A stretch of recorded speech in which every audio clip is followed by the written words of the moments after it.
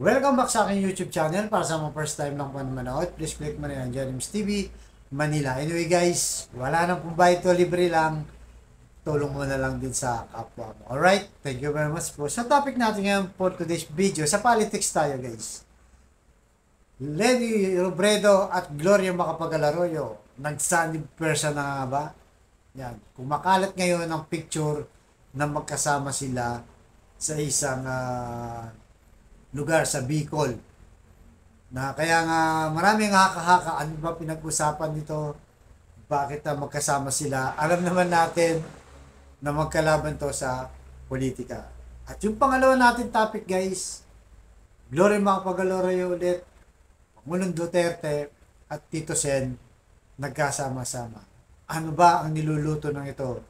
Ng mga politikong ito, bakit sila magkakasama ngayon? Ano ang kanilang agenda? So, ayan guys, yan ang himayin natin. So, yung una kay Gloria Macapagal-Arroyo tsaka yung kay Leni Robredo. So, maraming haka-haka, bakit nga sila magkasama? Gayong magkaaway nga sila, di ba? Last year lang yan, 2022, na itong si dating Presidente Gloria Macapagal-Arroyo, alam naman natin na kay Bongbong Marcos siya sumuporta. Di ba? At naging oposisyon itong si Leni Robredo. Pero dahil kumakalat siya at marami nang nagbibigay ng reaksyon, nagpadala naman ng mensahe itong si Gloria Macapagal-Arroyo. Sabi niya, nagchat-chat lang daw sila. At may common friend sila. Yan na nga, yung nasa gitna, anak ng mayor pala yun ng sa Bicol. Kung bakit, invite silang pareho dahil common friend, kaya nandun sila. At bukod doon, pinag-usapan nila, sabi niya, di ba, yung local politics sa Bicol. So, yun pala guys, ito palang si Gloria Macapagal-Arroyo o yung mga Arroyo at Robredo. Pagdating sa local politics, magkapartido pala, magkasama pala yan, nagsusuportan sa isa't isa. So, kung maalala nyo, itong si Dato Arroyo na anak ni Gloria Arroyo, tumakbo dyan sa Camarines Sur. Kung maalala nyo, di ba, ang presidente siya nun, congressman to. 2 terms yan. Dyan sa may Bicol nga, guys. So, dahil dyan, kumbaga, magka-tandem sila, nagsusuportahan ng kanilang partido dyan. Pero syempre, hindi maalis sa isip ng tao dahil nga malalaking, malalaking tao to guys, alam naman natin. Si Gloria, di ba? Lakas NUCD yan. Napakalaki ng kanyang partido. At si Leni, hindi rin naman matatawaran. Nakita rin naman natin yan, yung nakaraang halalan. Eh, dami rin bumoto kahit pa paano. 16 million, hindi rin ganun kaliit yun. So, may mga supporter pa talaga sila. So, ngayon, lumalabas na talagang may pinag-uusapan silang politika.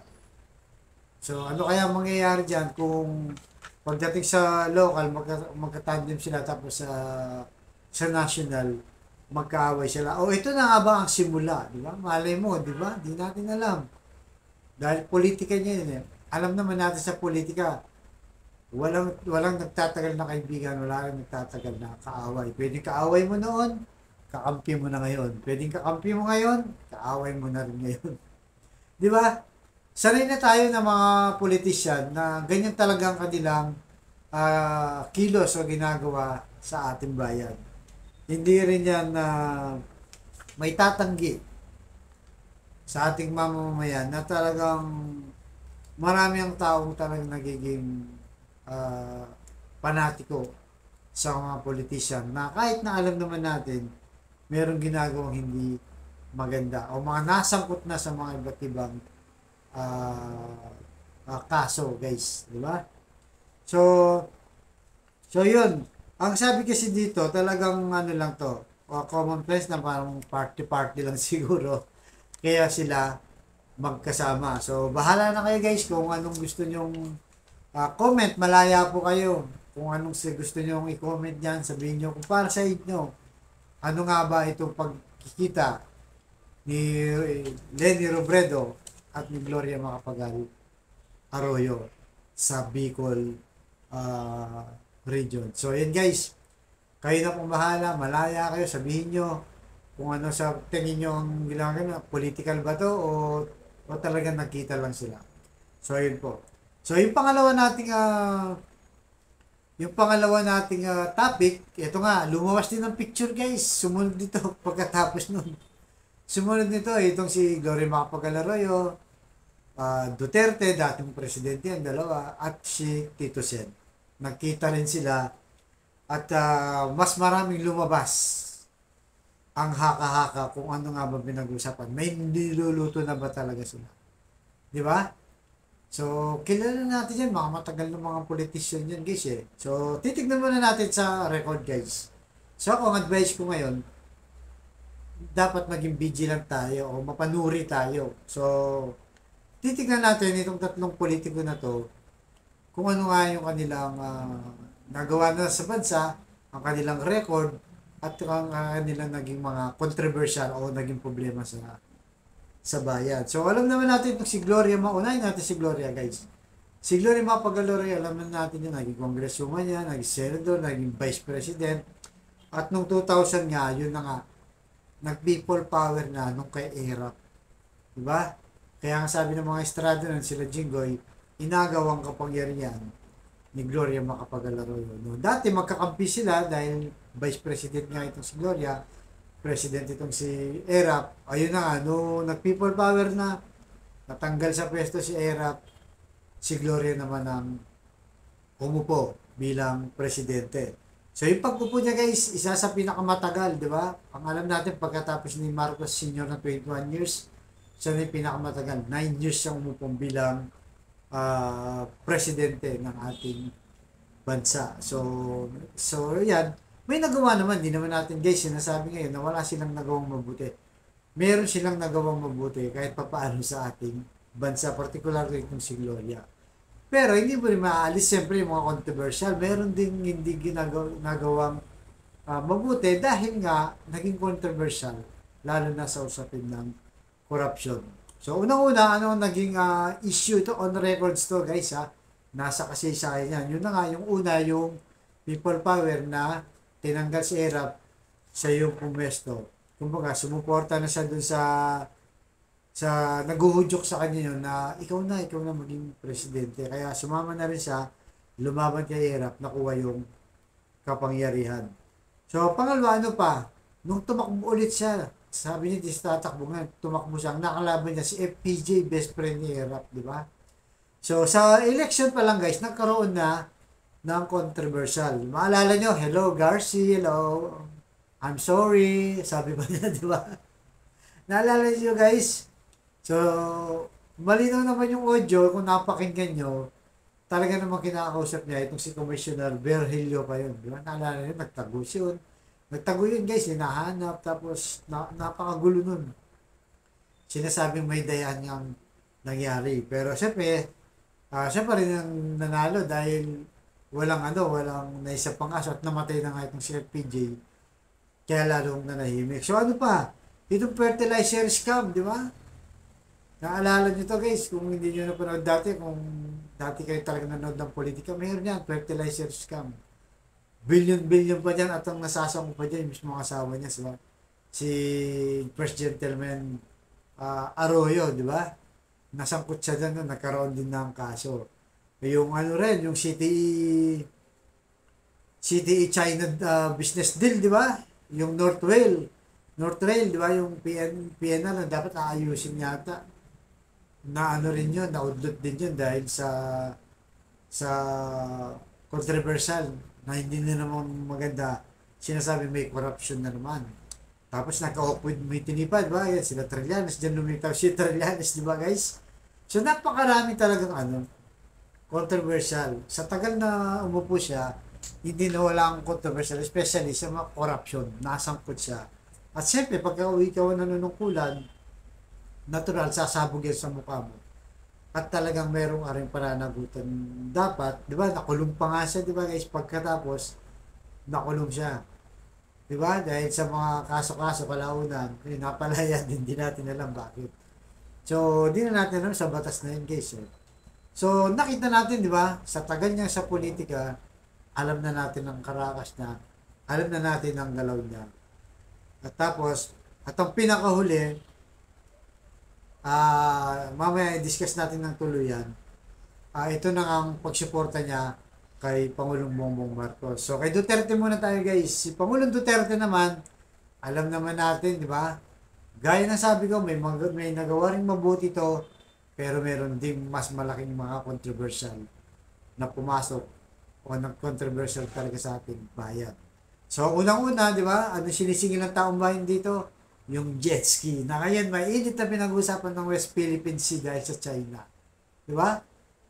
Yan ang unang naging issue sa kanya. Nangako siya nung debate, di ba? 3 to 6 months. Mag-jet ski siya, itatayo na yung bandera dyan sa West Philippine Sea, sa Spratly Island. Sasabihin niya sa atin nga, yung Pilipinas, yung West Philippines sa atin yun. So, kalaunan nangyari, walang nangyari dahil nga, lalo lang siyang nag-pro-China. Hindi naman niya maikakaila, guys. Hindi niya maikakaila. Sa kilos na, alam natin yan. Nakita natin yan. Hindi yan po pwedeng itago. Nasa TV yan, nasa Facebook, lahat. On record, Your Honor. Nandiyan yan, di ba, guys? So, ano pa? Isa na namang controversial na pinangako niya, yung drugs. Na talagang dito siya nag-focus. 3 to 6 months, sabi niya, tatapusin daw niya ang drugs. So, anong nangyari? Natapos ang 6 years, lalong lumala ang drugs. Nandiyan pa rin ang drugs. Di ba? Nasangkot pa pag alis niya, di ba? Nung nakarang September ito, 1 year na guys. Nahulihan ng 6.7 billion worth na worth shabu, guys. Di ba? Na pinag-usapan lang nitong mga nakarang buwan. Dahil ang bis na sunugit nila yan, di ba? Ang nangyayari, inipon nila. Binibenta nila, natagpuan sa isang warehouse. Imbak ilan? 900 kilos. Halos isang tonelado. Shabu, di ba guys? Napakarami guys. Napakarami ang nahuli dyan. Na hanggang ngayon, nasangkot na yung mga may kaso na yan, alam natin. At na Senate hearing na rin yan. Marami pa. So ano pa? Yung COVID-19 guys. Nakita niyo, di ba? Kasagsagan ng walang hanap buhay. Kasagsagan ng tao walang trabaho. Kasagsagan ng maraming namamatay. Kasagsagan ng walang makuha nga kwarto ng ospital, lahat ng emergency, namamatay na lang yung pasyente. Gutom ang taong bayan, walang magtatrabaho, walang lumalabas sa bahay. Alam naman natin yan, di ba? Nasa bahay lang lahat. Walang tumatakbong sasakyan, wala. Pero sa gitna nito, nabasag ang katahimikan ng COVID-19 dahil sa Parmali. Yan. Guys, mga bandang 2021 na po. Mga may isang taon na yung COVID, binasag ng Parmali ang katahimikan ng bansa sa gitna ng kahirapan. Lumabas ang skandal nitong Parmali na to. Di ba? Isa sa tumatak sa isip ng tao na itong Parmali company na to, 600,000 na puhunan, naka-close deal sa gobyerno ng halos 12 billion pesos, di ba? Mga overprice, ang dami. Tagal na ano doon, guys. Nagkaroon ng hearing sa Senado. Pinakamatagal na hearing yata to. So yun, billion pesos ang bis na ibigay sa tao. Maraming namatay, maraming nangangailangan na korap ng mga iilan lang. Itong Parmali, kasama na to. Lalong-lalo na yung kanilang mastermind, yung mga Dargani, guys, naalala nyo? At yung Michael Yang na presidential advisor ni Pangulong Duterte na ngayon nakatakas na nasa ibang bansa. Hindi na mahabol. At talagang binabatikos dito si Duque, di ba? At paghahawak din ng COVID.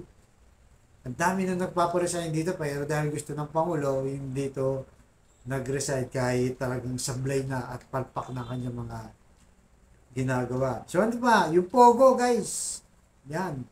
Sa Pogo, bawal sa China yung Pogo, pero dito pwede. So, ganyan eh. Online yan, offshore nga yun eh. Di ba? So, isa yun na hanggang ngayon, talagang ang daming controversial niyan, di ba? Kamakailan lang, may 1,000 yata yun, di ba? Nahuli hanggang ngayon, pinag-uusapan pa rin. Ang daming kalokohan ng ginagawa ng China, kaya problema lang yan. Ano ba? Yung online sabong, di ba? Online sabong, daming namatay dyan. Hanggang ngayon, di na mahuli-huli yung pulis. At yung mga namatay, sumalangit na mga kanilang kaluluwa, namatay na rin nang walang nakakalam kung nasaan sila. At yung sumunod na ito, pag-alis ni Pangulong Duterte, tumambad Manila Bay Reclamation, di ba? Binigyan ng permit kahit kulang pala mga dokumento, naging sanay ng lubog na Metro Manila, Bulacan, Pampanga at ibang karating na lungsod ng Metro Manila. At yung mga controversial ngayon guys, yung plaka, di ba? Plaka ng sasakyan, wala. Yung national ID, na sabi, ito na isang ID na lang. Pero hanggang ngayon, kahit ako nag-apply, wala pa rin, papel pa lang din, di ba?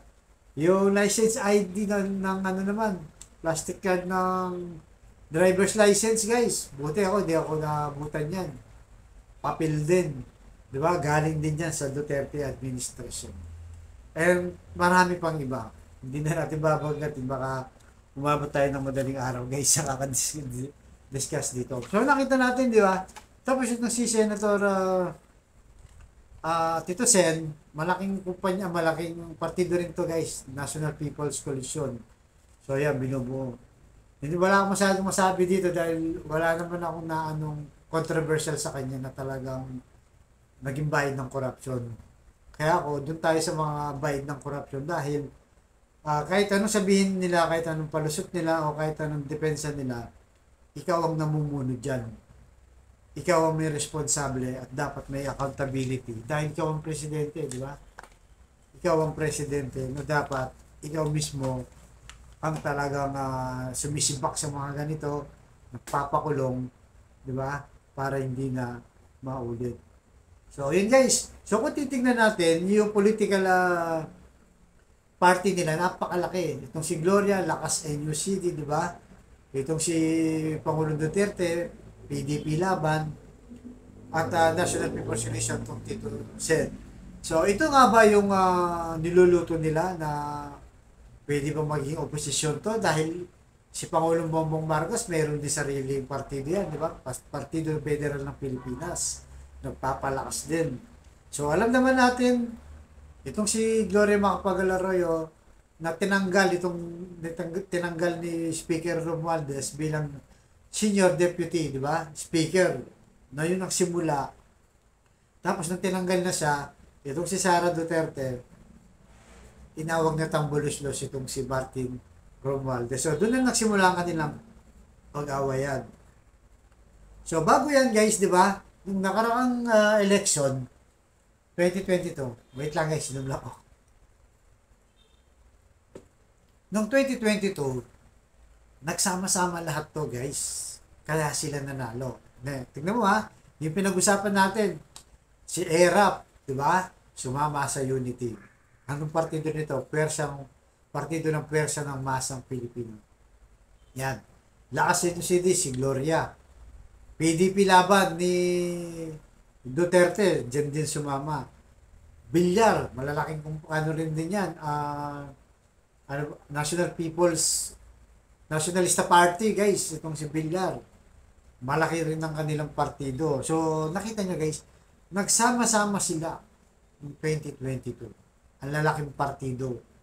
Diba? Ang kalaban nila yan, siyang liberal, tayo, si Isko, Pacquiao, Lacson.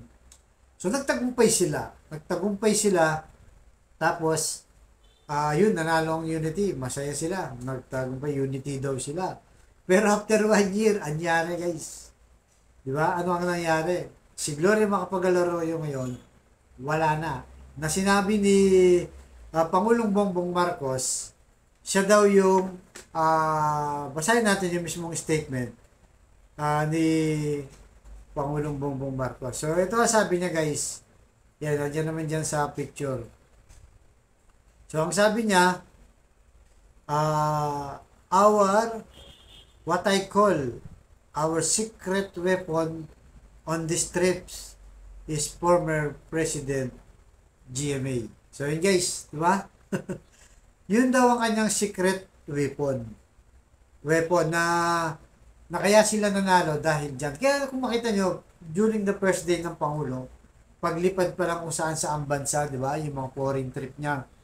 Laging kasama itong si Gloria Macapagal Arroyo. Kasi yan daw ang concern. Kaya komportable siya o kampante siya pag nandyan siya sa kanyang US trip, Europe, at kung saan pumunta, kasama niya Dahil malaki daw ang tulong sa kanya dahil dati naman talagang presidente ito. So, pero pagkatapos na mag-away nga yan, si Sara, tsaka itong si Tambalislos, tsaka itong si Gloria, tsaka si Martin Romualdez, ngayon, wala na guys, napansin natin, mula nung huling biyahe ni Pangulong Marcos, Malaysia, tapos ngayon, nasa Indonesia, wala, hindi na sinama.